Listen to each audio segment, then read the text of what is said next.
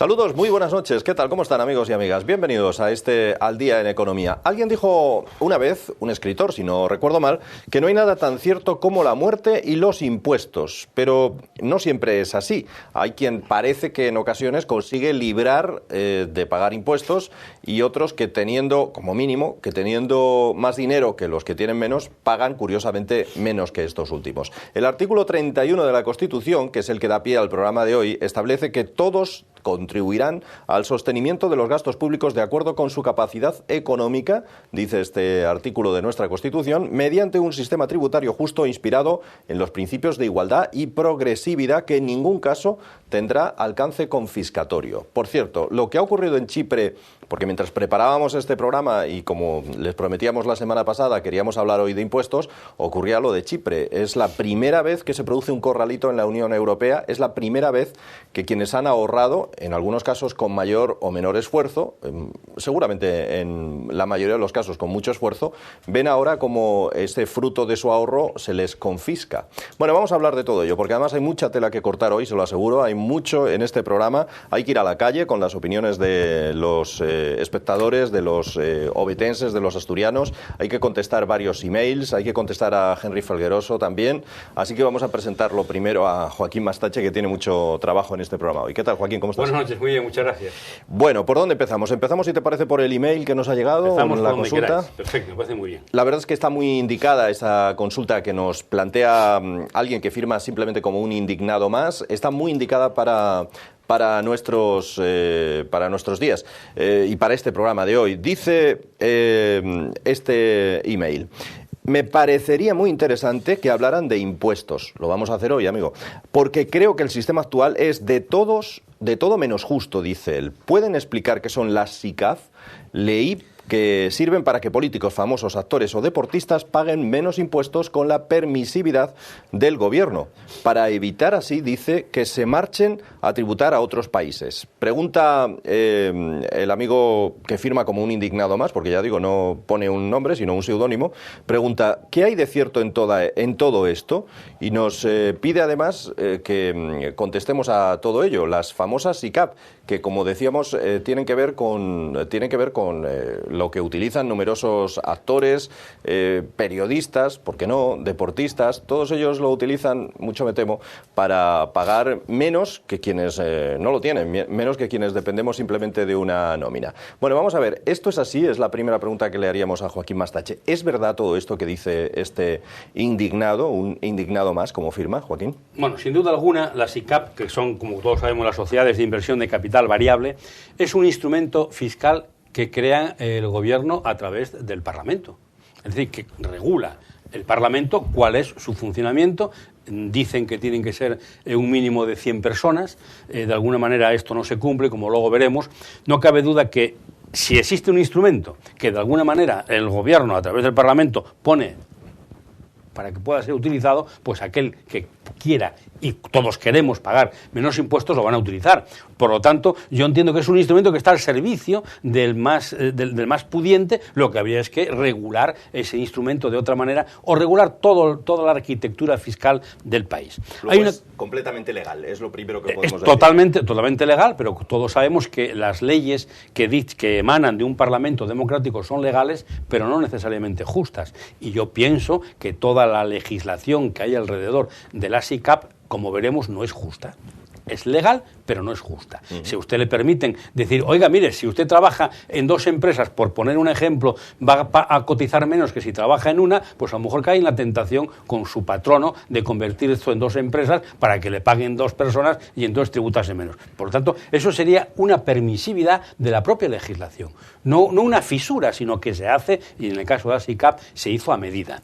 Lo que ocurre que hay una parte, evidentemente, de fraude tremenda, las llaman los mariachis, por aquello de que tiene una connotación pero como chistosa, pero que vamos a dejarla a un lado por no quitar seriedad al problema. Los mariachis. Las mariachis, sí, bueno, por aquello de que sigo siendo el rey con dinero o sin dinero, por lo tanto es un poco la broma que gastan alrededor de este tema. Pero lo que trato de decir es que, vuelvo a insistir, es una situación totalmente legal, que lo que tienen es que regularla de otra manera.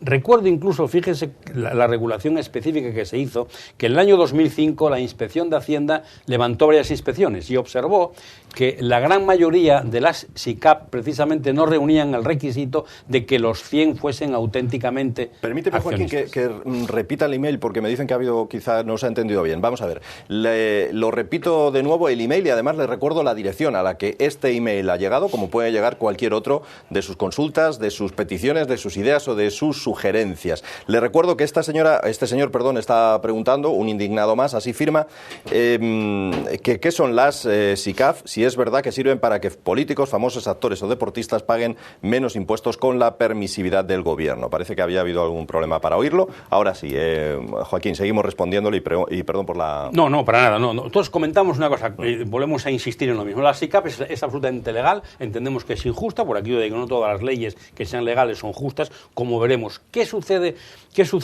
en toda la arquitectura fiscal? Y la SICAP no deja de ser precisamente un instrumento que nace dentro de la arquitectura fiscal. ¿Qué sucede en la arquitectura fiscal? Bueno, pues sucede, yo he contado una anécdota cuando estuvimos preparando el DVD Soluciones para la Crisis. Yo me reuní con uno de los padres de la Constitución, de los 4 que están en vida, y tras estar con él hablando 3 horas yo llegué a una conclusión, de que más que cambiar la Constitución lo que hay es que cumplirla. Y tú leíste al principio del programa lo que es el artículo 31 de la Constitución, que sobre él tiene que gravitar toda la política fiscal que se haga en España. Y cualquier artículo de la Constitución de otro país, de nuestro entorno, es muy similar. Siempre se dice que los más poderosos son los que tienen que contribuir más, como no puede ser de otra manera, los que más dinero ganen, pero al final en la práctica no es así.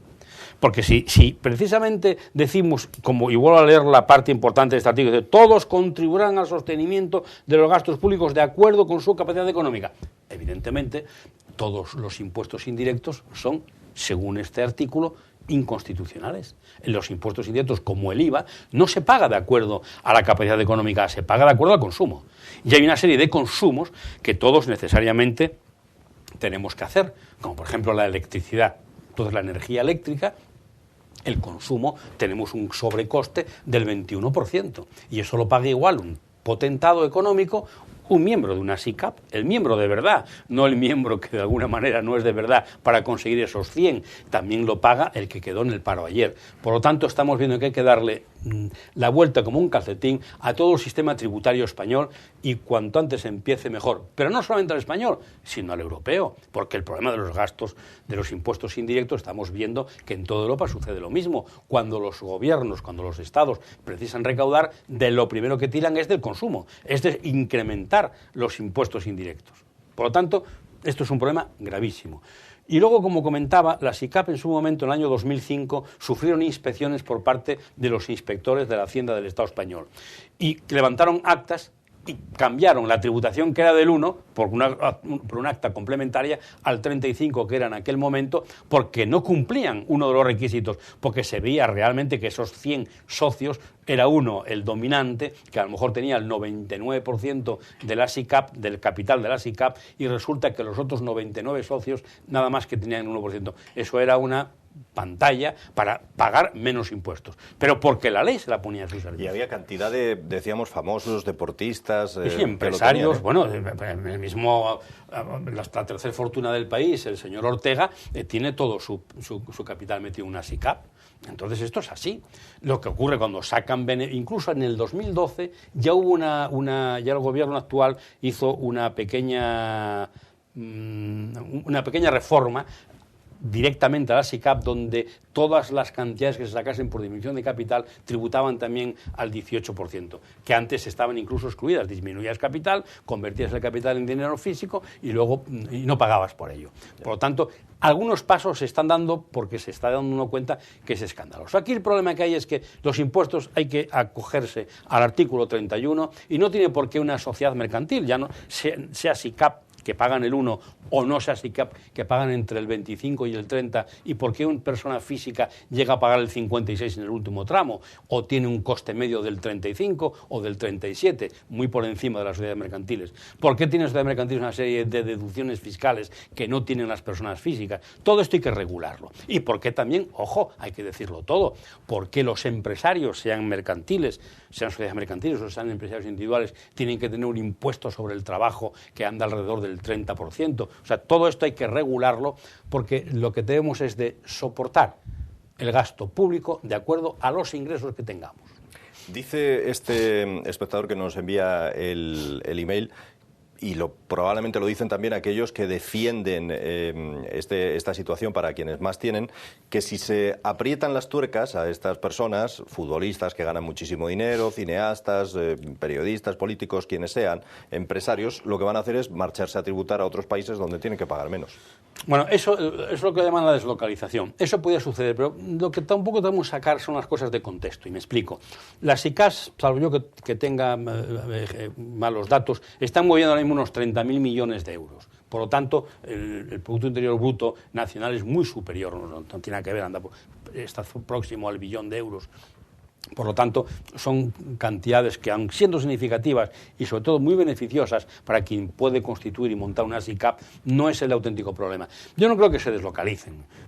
Estoy convencido de que no se deslocalizarán. Lo que es que regularlo adecuadamente.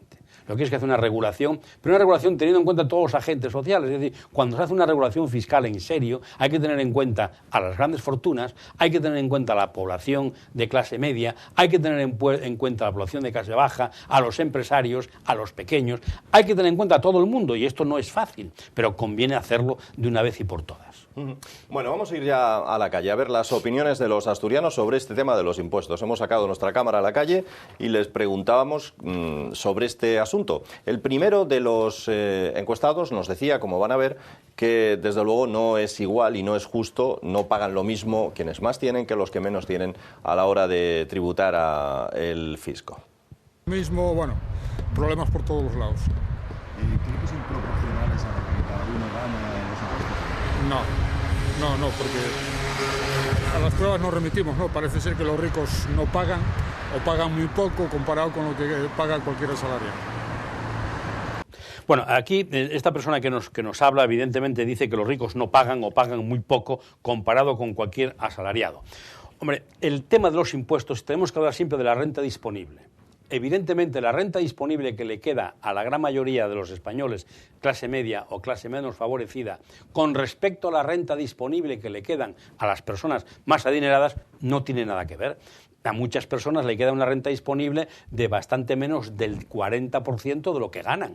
Porque no olvidemos que no solamente es el impuesto sobre la renta, son las tasas municipales, son los IBIs, son otra serie de impuestos que hay alrededor de toda esta historia, con lo cual al final, si una persona gana 20.000 euros, 25.000 euros, pues igual le quedan 15.000.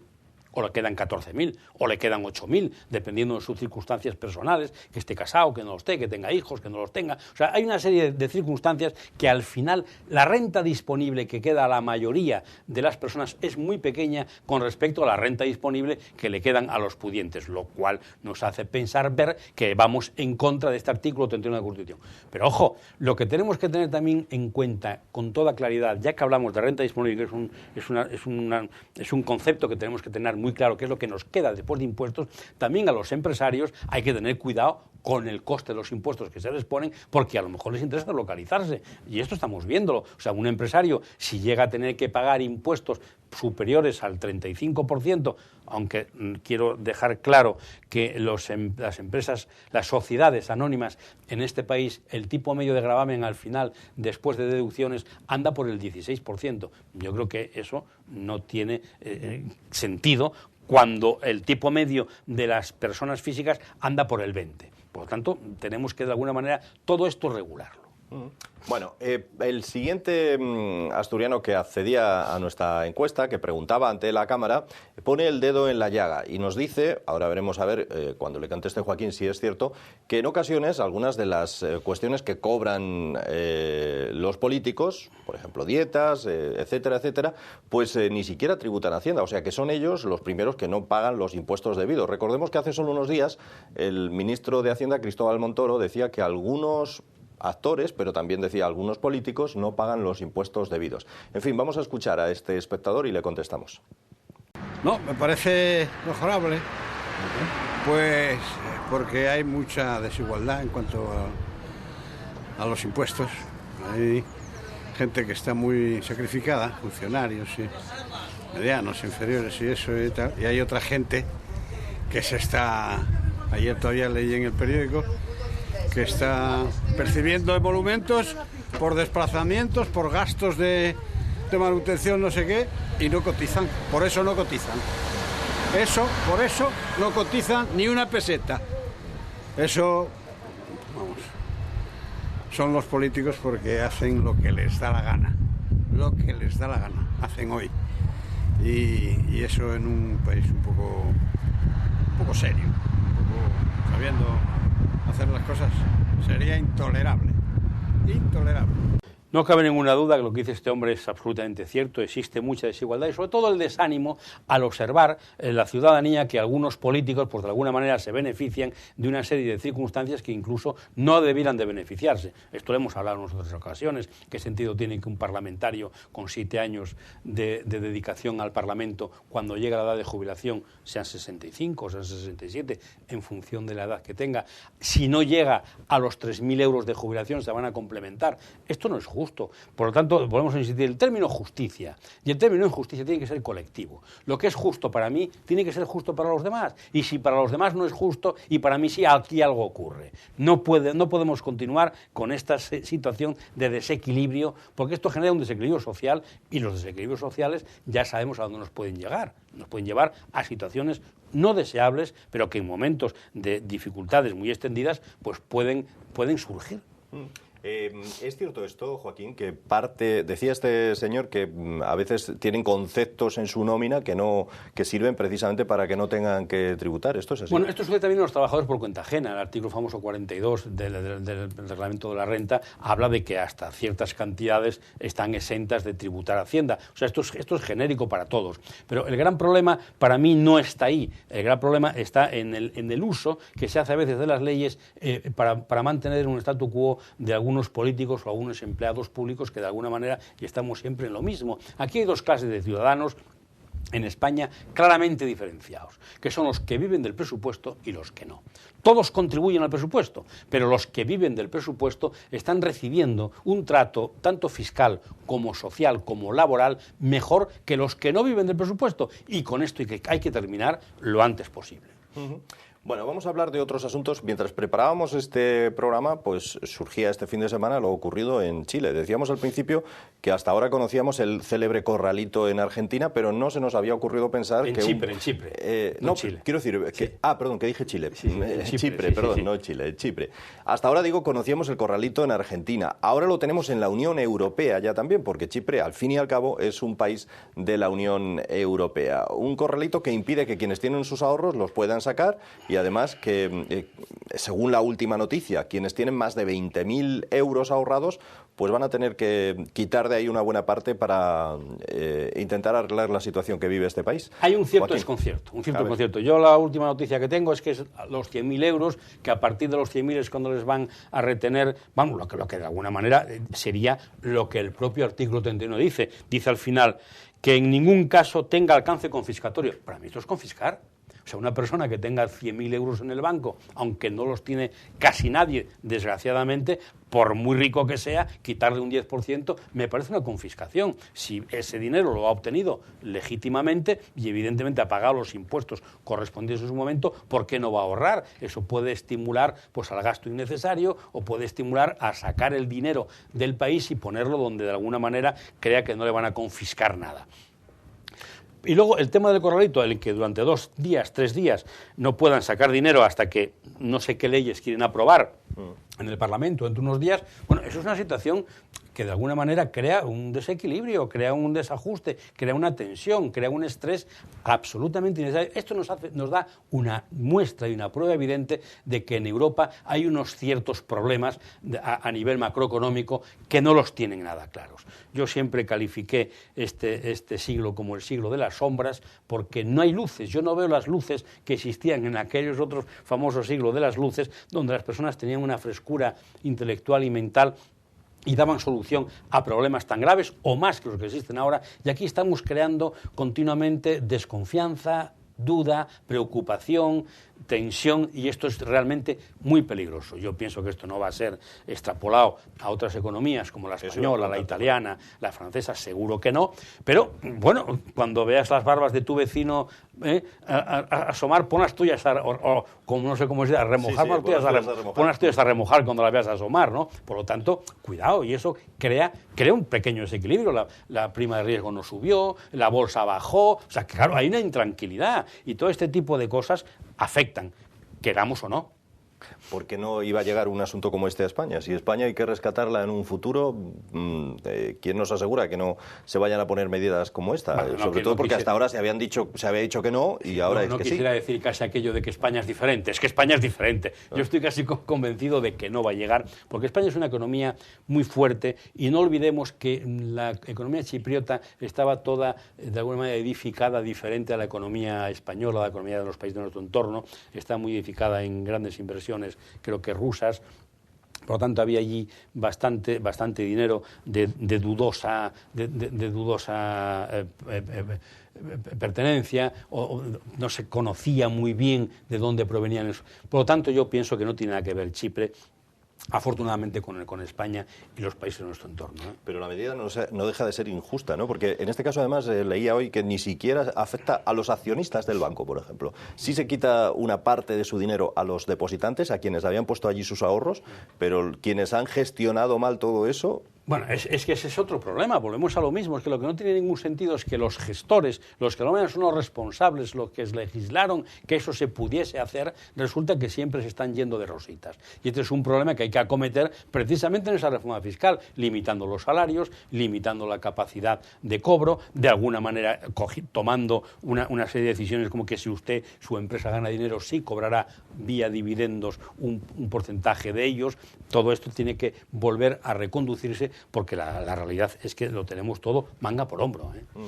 Chipre es una isla más o menos del tamaño de Asturias y de una población similar también a la asturiana, de aproximadamente 1 millón de habitantes.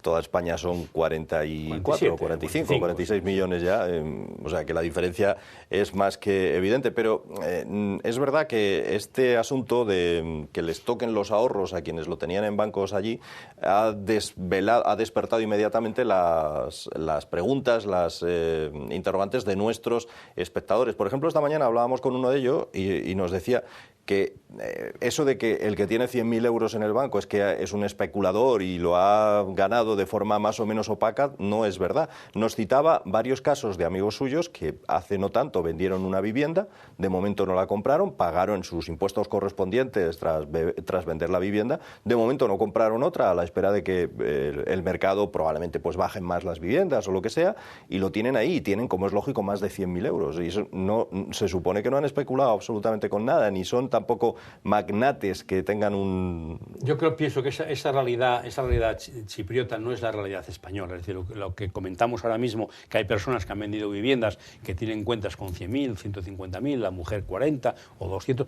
Este tipo de personas, yo creo que en este caso en España debemos estar totalmente tranquilos. Es decir, no creo que haya habido movimiento de capitales en estos 2 días en España, precisamente por lo que sucedió en Chipre. Evidentemente, cuando en Chipre permitan sacar, como van a permitir 1.000 euros al día, van a ir sacando de 1.000 en 1.000 todos los días, porque el temor que tienen, salió un chipriota el otro día en la televisión precisamente hablando que había sacado un crédito para estudiar a su hija de 12.000 euros y que bueno, pues como él temía que le fuesen a tocar, que al principio se hablaba de que iba a ser un 6%, claro, es una persona que saca un crédito para estudiar a su hija en no sé qué universidad europea y resulta que le van a quitar un 6%, pues eso, estamos hablando de una cantidad de 720 euros, que es probablemente la mensualidad, una de las mensualidades del sostén económico de la carrera universitaria de su hija. Por lo tanto, al parecer, afortunadamente, ese tipo de economías no van a sufrir ese problema. Luego, lo que están hablando de sacar de 1.000 en 1.000, hombre, eso está pensado más bien para las grandes fortunas, porque el que tiene poco dinero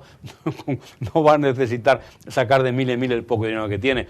Eso está pensado para que el que tenga a lo mejor 100.000, 200.000, 500.000 euros, 10 millones de euros, pues que la propia fiscalidad chipriota y europea pueda saber y ver de dónde ha venido esa fortuna, y como nada más que puede sacar 1.000 hoy y 1.000 mañana, pues a lo mejor da tiempo a poder, igual se merecen, no que les confisquen el 10%, sino que de alguna manera dejen hasta que se aclare la totalidad paralizada. O sea, quiero decir que no debemos de sacar las cosas de contexto. Es decir, yo entiendo que 100.000 euros no los tiene cualquier persona.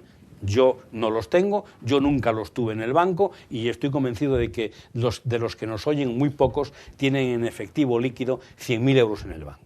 Yo esto estoy convencido. Por lo tanto, el que no puedan sacar nada más que de 1.000 en 1.000 estas personas puede ser una medida hasta cierto punto, bueno, pues de alguna manera prudente para ver de dónde provienen esos cientos de miles que al parecer existe muchísimo dinero de dudosa procedencia en Chipre. Por lo tanto, bueno, todas las cosas a veces nos hacen tampoco a lo loco. Igual tiene alguna explicación lo que ocurre que no la están dando. Aquí al final, Joaquín, van a tener razón nuestros abuelos cuando decían que el dinero mejor en el colchón o debajo de un ladrillo, porque claro, quienes con lo ocurrido en Chipre, quienes los tuvieran en su casa no tienen este problema. El sistema financiero que existía donde nuestros abuelos tampoco es tan fluido como es el de ahora. No existían tarjetas de crédito, no existía el dinero electrónico, por lo tanto era normal que tuviesen aquella mentalidad. De todos modos, lo de tenerlo en el colchón yo pienso que no es una buena idea, porque nada te va a rentar, aunque esté a un tipo muy bajo en el banco, sí te puede rentar algo. Y bueno, sí, yo pero pienso en este caso, por ejemplo, no sé si te rentará o no, pero el que no lo tuviera en un banco, que lo tuviera en casa por lo que fuera, no va a tener esa quita. Yo quiero volver a insistir en lo que dije hace un momento, es decir, aquellos que si la quita va a ser para los que tienen más de 100.000 euros, no van a tener, por hablar de la renta disponible, es decir, lo que les va a quedar después de que le quiten el 6%, el de que le quiten el 10%, o incluso creo que llegaba al 15%, el 10% de 500.000 euros son 50.000. ¿Todavía le quedan 450.000? Es una forma incluso hasta de alguna manera de prevenir y de decir, cuidado, ¿de dónde viene este dinero? Por lo tanto, yo creo que no debemos tampoco de sacar las cosas de contexto. Lo que sería una barbaridad absoluta es que un señor como este que habíamos hablado, que había constituido un crédito, tenía líquidos 12.000 euros, que le quitasen un 6. Eso sí que sería una confiscación absolutamente injusta en toda regla. Pero vuelvo a insistir, en Chipre creo que hay muchísimo capital de dudosísima procedencia y a lo mejor vienen por ahí los tiros. Es probable que vengan por ahí los tiros para decir, a ver de dónde viene este dinero. De momento les vamos a confiscar una parte, porque a lo mejor luego nos quedamos con todo. No lo sé, porque imagínense usted si el dinero de algunos famosos que hay por ahí, que tenía 38 millones no sé dónde, si se demuestra que la procedencia no es clara, pues a lo mejor hay que quitárselo todo. Por lo tanto, quiero decir que seamos prudentes también. Es decir, las cosas cuando de alguna manera se hacen hay que pensar que también hay algún motivo. Pero vuelvo a insistir, aquellos que tienen fortunas en líquido por encima de los 100.000 euros no es lo mismo que lo que tenemos el mortal, el común de los mortales. Bueno, hablando de mortales, vamos a hablarles ahora de un personaje de Internet, como él dice a veces y como alguien le calificó, una pequeña estrella de Internet como es Henry Felgueroso. El compañero de esta casa, ya saben que el programa se emite los lunes por la noche, no deja de tener siempre algún tipo de alusión al programa que se emite un día después, los martes, Al Día en Economía. Siempre tiene alguna pregunta, casi que se está convirtiendo Joaquín en su asesor de guardia, porque siempre tiene alguna pregunta para Joaquín Mastache. En este caso, la verdad que me parece muy acertado además lo que pregunta Henry Felgueroso, y es cómo narices, y perdón por la expresión, pero son las mismas que utiliza él, desciframos el recibo de la luz. ¿Alguien entiende un recibo de la luz? Joaquín, ¿tú te pones delante y sabes de qué va cada cosa o no? No es especialmente complicado. O sea, hay dos partes fundamentales, que uno es el coste real de la energía, luego hay una serie de impuestos que vienen dados porque estuvimos gastando mucho dinero que ahora hay que recuperar para fomentar otro tipo de energías, las que llaman energías verdes. Entonces este es un problema de que España, si la luz es más cara que en otro país como en Francia, teniendo un poder adquisitivo menor, es porque hemos dado la espalda pues a otro tipo de energías más baratas, como es la energía nuclear. Entonces el mix, más peligrosas. Bueno, más peligrosas, pero bien, pero si al final, si queremos tener toda la energía verde, pues tenemos que ser conscientes de que es mucho más cara conseguirla y lo que hay es que pagarla. Entonces, ¿qué sucede? De que, por ejemplo, yo lo que no estoy de acuerdo es que se hayan de alguna manera subvencionado otro tipo de energías. Ahí lo tenemos ahora. Por eso tenemos que pagarlas. Si luego encima le incrementamos un 21% en concepto de IVA, pues estamos hablando de que el coste por kilovatio es realmente muy alto. muy alto, sobre todo para las economías a las que pertenecemos, la clase media o medio-baja. Por lo tanto, este es un problema grave, pero es un problema que viene dado porque hemos renunciado a otro tipo de energías y hemos querido pues ser el país, como en Asturias somos muy verdes y en España tenemos mucho viento y tenemos, pues hemos querido a la energía eólica, hemos querido a la energía que es mucho más costosa, solar, por ejemplo, que tenemos mucho sol también, pero hay que ser consciente de que es más cara, y la energía, por ejemplo, hidráulica, pues de alguna manera pues no se ha atendido debidamente, pues la energía, por ejemplo, térmica es también costosa y muy contaminante, la famosa historia del CO2, que tiene un coste para poder reconvertirlo. Entonces, al final, ¿qué sucede? Que nuestra energía es cara, que la energía nuclear o la llamada energía atómica es peligrosa. Bueno, ha habido una cuestión que hasta ha soportado un terremoto, ha soportado un maremoto y de alguna manera ahí están todavía, ¿no? Que no ha sido tan grave como se anunciaba. Por lo tanto, yo creo que claro, lo que tenemos es que ser más mesurados en el consumo de la energía, probablemente, de alguna manera, intentar consumir menos energía, pero claro, todo vale. El problema es que creemos que nos lo subvencionen y cuando nos lo subvencionan es por la vía de impuestos. Y luego cuando nos quitan el impuesto que estaba subvencionando, entonces tenemos que ir a la triste realidad y pagar las cosas por lo que valen. Por lo tanto, el tema energético en España es un problema realmente grave, pero porque tenemos una energía cara y además dependiente de otros países. Estamos importando más del 70% de la energía que consumimos. Por lo tanto, claro. Preguntaba Henry, yo creo que ha quedado totalmente contestado, ¿por qué se paga tanto hoy en día en el recibo de la luz? ¿Por qué es tan cara? ¿Por qué conlleva tantos impuestos que hacen que se pague casi más de impuestos que del propio consumo? Bueno, eso sucede también en los combustibles, no solamente en la energía. Cuando vamos a echar gasolina o gasoil, pues más del 60% son impuestos. Pero eso es precisamente por la voracidad impositiva. Queremos hospitales enormes, queremos que la gente trabaje 35 horas, queremos que hagan peonadas sanitarias los médicos, queremos vivir muy bien y luego encima no queremos pagar impuestos. Claro, no es posible. Entonces lo que tenemos es que organizar nuestra economía, nuestro modelo económico de otra manera, porque según lo tenemos organizado está sucediendo lo que está sucediendo. No es por otro motivo. Tenemos un gasto público desmesurado y como no embridemos el gasto público, no lo disminuyamos, las personas no trabajen 40 horas en vez de 37 y media, cobren lo que tienen que cobrar y no un 30% más que la media, mientras todo esto no se resuelva, pues eso hay que cobrarlo vía impuestos, como aquí decíamos en el artículo 31. Lo que ocurre que se está recaudando en muchas de las partes, en un tercio casi, por la vía de los impuestos indirectos y tasas, que es el impuesto más injusto que existe, porque es el que grava el consumo. Y cuando compra una barra de pan una persona que no tiene incluso ni paro, está pagando el mismo tipo impositivo que cuando la compra pues una persona que es un potentado económico. Por lo tanto, lo que tenemos es que de alguna manera volver a edificar nuestra arquitectura fiscal y de alguna manera también embridar de una manera inmediata, lo antes posible, lo que es el gasto público, claro. Bueno, señores, pues lamentablemente nos quedamos sin tiempo en este variadísimo y completo programa de Al Día en Economía de hoy. Vamos a recordarles, para despedirnos, que tienen ustedes un correo electrónico al que pueden dirigirse y en el que esperamos sus preguntas, sus dudas, sus consultas, sugerencias, sus críticas, ¿por qué no?, que las hay y muchas a lo que decimos. Nunca queda nadie impasible ante lo que expresa Joaquín Mastache, así que ustedes pueden hacer uso de ese correo para lo que ustedes crean conveniente.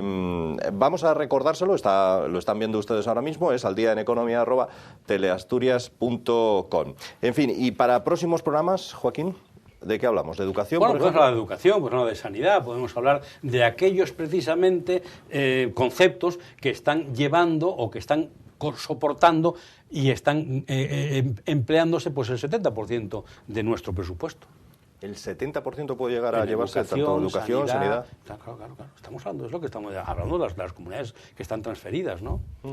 Bueno, pues podemos hablar con unos resultados muy lamentables. Hoy precisamente salieron unos resultados de la Universidad de Oviedo, donde estamos en los últimos puestos, tanto en productividad de trabajos universitarios. Por lo tanto, eso es un problema gravísimo. Estamos hablando de 3.000 universitarios, profesores, en el caso nacional 100.000, que no estamos viendo por por ningún lado, ninguna universidad dentro de las 100 primeras, sí institutos privados están entre las primeras, o sea, ¿qué es lo que está ocurriendo en todo aquello donde precisamente el gasto público se está llevando? Se está llevando gran parte. Bueno, pues es verdad que el capítulo es muy amplio, así que por centrarnos, pues podemos empezar por ahí, hablando de educación y... Perfecto, vamos a hablar de educación. Yo creo que puede estar muy bien. Y viendo cómo podemos mejorarla, si es que es posible. Hay que mejorarla muchísimo, porque estamos en el último puesto, prácticamente en el penúltimo del informe PISA. Por lo tanto, bueno, fíjese si tenemos que mejorar. Esa es la ventaja, que como estamos tan abajo, solo cabe ir subiendo, ¿no? Evidentemente. Gracias, Joaquín. Un saludo. Y a ustedes, señoras y señores, igualmente, muchas gracias por estar con nosotros una semana más en Al Día en Economía. Volvemos el próximo martes, aunque sea martes santo, como dicen algunos. Gracias, hasta la semana que viene.